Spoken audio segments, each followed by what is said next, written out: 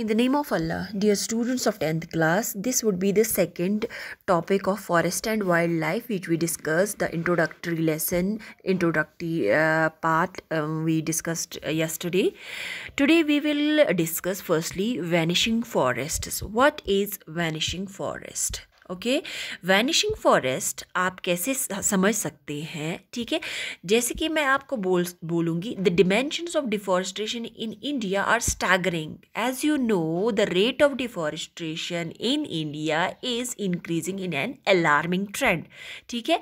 दो ये forest cover जो है हमारी कंट्री का दैट वाज 78.29 मिलियन हेक्टेयर्स, ठीक है।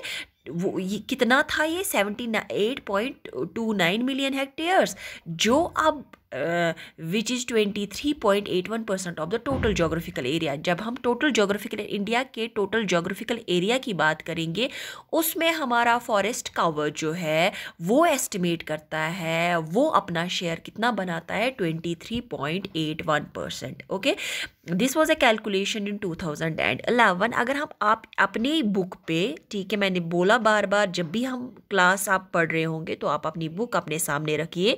तो आपकी बुक पे 2015 का दिया गया है, रिपोर्ट दिया गया है। तो इसमें जो हमारा टोटल एस्टिमेशन बनता था दैट इज़ 79.42, जो रेज हो गया है फ्रॉम 2011 टू 2015, जो था 78.29, जो रेज हो गया है टू 79.42%, और ये कंप्राइज करता है टोटल जोग्राफिकल एरिया का 24.16% हमारे टोटल जोग्राफिकल एरिया का, जिसमें बनता है हमारा डेंस फॉरेस्ट जो है वो कंप्राइज करता है 12.2%, ठीक है।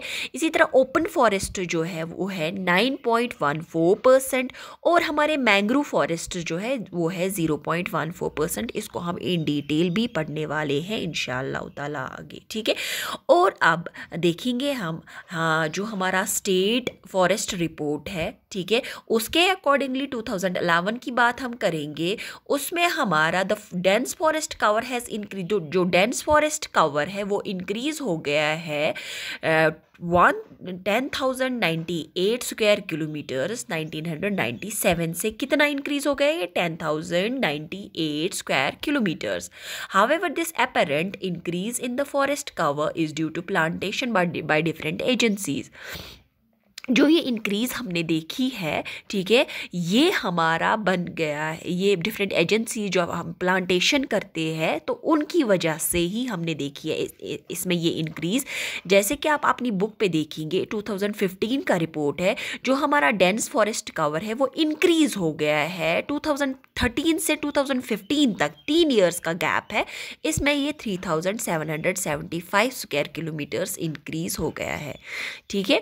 तो वैनिशिंग फॉरेस्ट्स की हम बात करेंगे। वैनिशिंग फॉरेस्ट वो फॉरेस्ट्स जो हमारे पास अवेलेबल हमारे पास थे लेकिन उसमें डिक्लाइन हो गए हैं बिकॉज ऑफ डिफॉरेस्ट्रेशन। उसमें डिफॉरेस्ट्रेशन हो रही है, बहुत सारे स्पेशीज़ ऑफ प्लांट्स जो है वो हमसे वो एक्सटिंक्ट हो गए हैं, वो ख़त्म हो गए हैं, ठीक है। अब डिफरेंट एजेंसीज़ है, प्लांटेशन ड्राइव्स होती है, सोशल फॉरेस्ट्री है, फॉरेस्ट डिपार्टमेंट है, बहुत सारी डिफरेंट एजेंसीज़ है, गवर्नमेंट एजेंसीज़ और NGOs भी है जो हमारी इस वैनिशिंग फॉरेस्ट को कवर, इस फॉरेस्ट कवर को इंक्रीज करने के लिए इन अगेंस्ट वैनिशिंग फॉरेस्ट्स काम कर रहे हैं।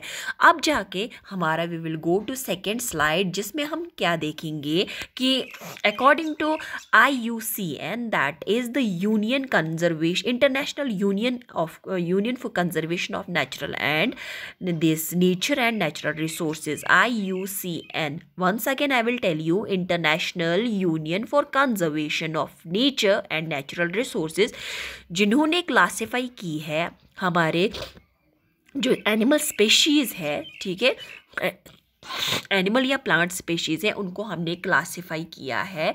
जैसे कि first type we have normal species. Okay, normal species हम किनको बोलते हैं? Species whose population levels are considered to be normal for their survival, such as cattle, sal, pine, rodents, etcetera. ठीक है, नॉर्मल स्पेशीज़ वो स्पेशीज़ मानी जाती है जिनकी पॉपुलेशन जो है वो अपनी कंटिन्यूटी, वो अपनी नॉर्मल पेस पे चल रही है, वो किसी खतरे में नहीं है। जैसे उनकी पॉपुलेशन रेज हो रही है, जितनी हमें उनकी नीड है उतनी वो रेज हो रही है। जैसे कि हमारे पास कैटल है जिसमें हमारा ये काव आती है। ठीक है, इसी तरह साल है, पाइन है, रोडेंट्स है, ये हमारी नॉर्मल स्पेशीज़ है।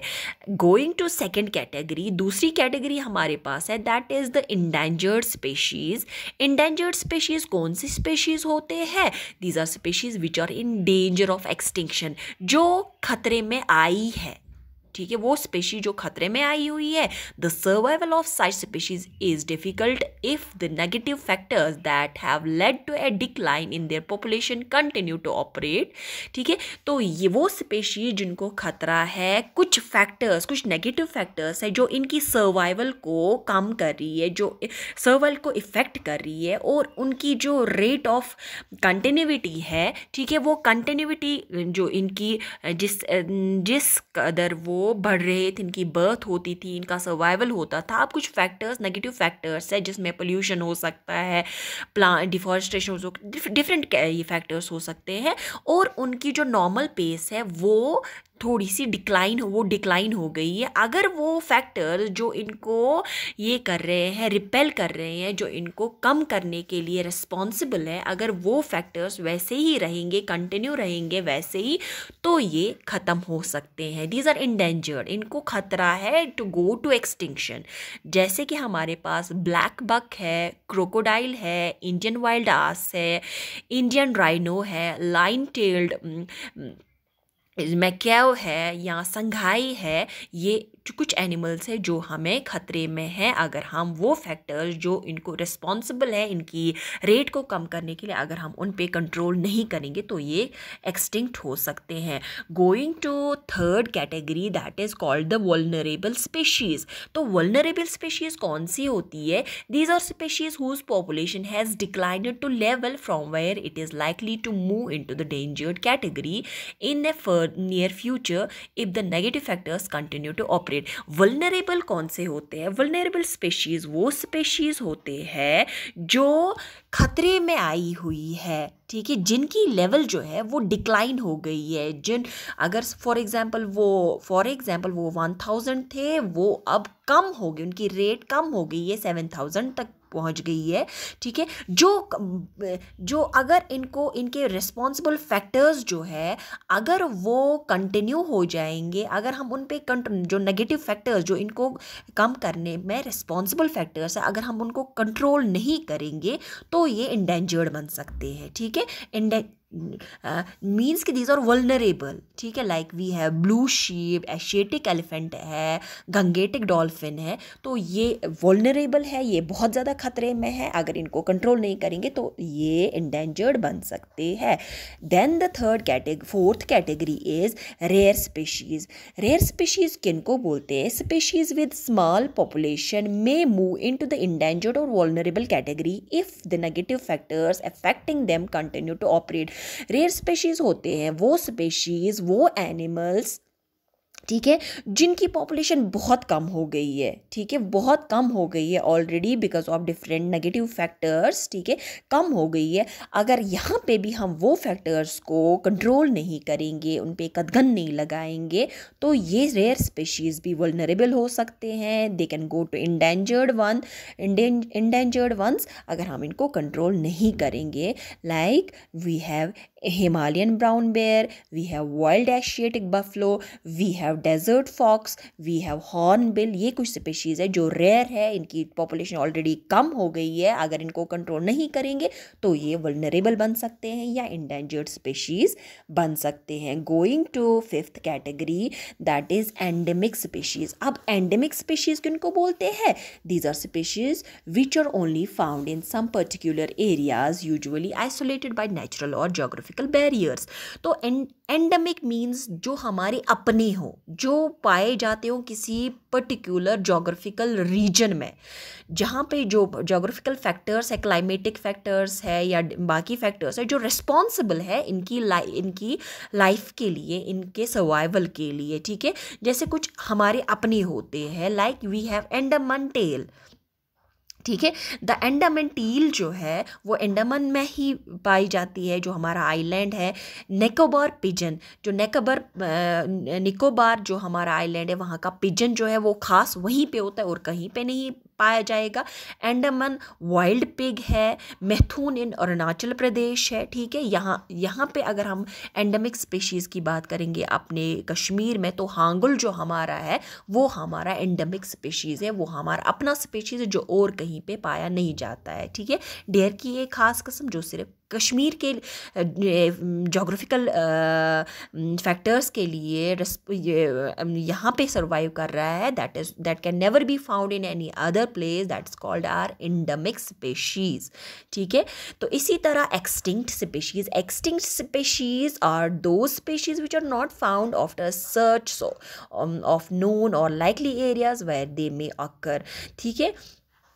एक्सटिंक्ट स्पीशीज़ उन स्पीशीज़ को बोलते हैं जो once upon a time they were found, वो थे लेकिन अब अगर हम कितना भी उनको ढूंढेंगे तो वो हमें मिल नहीं सकेंगे, they are already gone out. A species may be extinct from a local area, region, country, continent और द एंटायर अर्थ, ठीक है। ये स्पीशीज़ किसी रीजन के रिलेटेड, अगर जिस रीजन में ये रहते होंगे या वर्ल्ड में रहते होंगे, किसी कंट्री के साथ स्पेसिफाइड होंगी, वहाँ से ख़त्म हो जाएंगे, वहाँ से बिल्कुल एक्सटिंक्ट हो जाएंगे, उनको हम एक्सटिंक्ट स्पीशीज़ बोलते हैं, ठीक है। अगर हम वल्नरेबल स्पीशीज़ को या इंडेंजर्ड स्पीशीज़ या रेयर स्पीशीज़ के जो रेस्पॉन्सिबल फैक्टर्स है अगर उन पर कंट्रोल नहीं करेंगे, they can go to extinction, ठीक है। वो एक्सटिंक्ट हो सकते हैं, वो ख़त्म हो सकते हैं। Like we have extinct animal species की बात हम करेंगे, वी हैव एशियाटिक चीता, अगर कितना भी ढूंढेंगे we can not find that extinct species. Like we have pink headed duck हमारी थी, वो आज बिल्कुल नहीं मिलेगी, that means these species are already gone, ठीक है। तो बेटा this was all regarding this topic. Thank you very much.